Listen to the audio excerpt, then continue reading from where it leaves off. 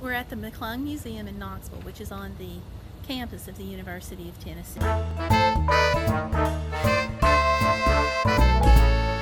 When you enter into like a rotunda area, and there's the donation box and an information area. And to the left is an Egyptian exhibit. Those items are on loan, so I couldn't take photos or video or anything of those items, which date back to the 11th century, and it includes pieces from Egyptian minor arts such as metalworking, carpentry, leatherworking, stonework, ceramics, papyrus samples, and more.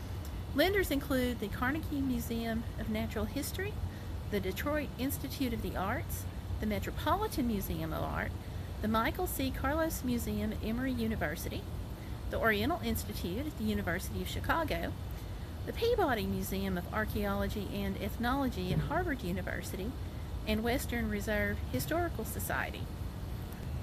Now, also as part of this museum exhibit is a huge section on Native American history. It runs up from about 10 to 12,000 years ago on up through the present.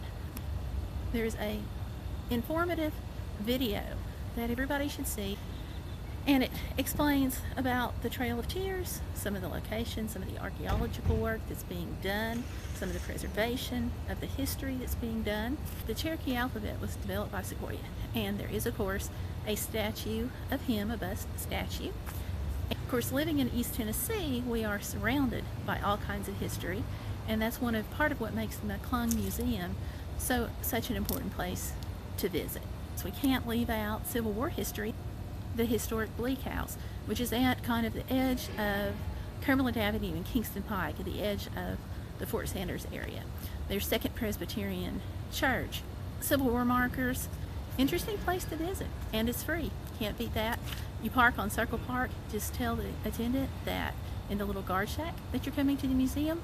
They'll give you a pass. Have a good time. I sure did. Oh, there's Squeaky. Ready? Talon, now! Good boy, Tom. Let's go get you a treat.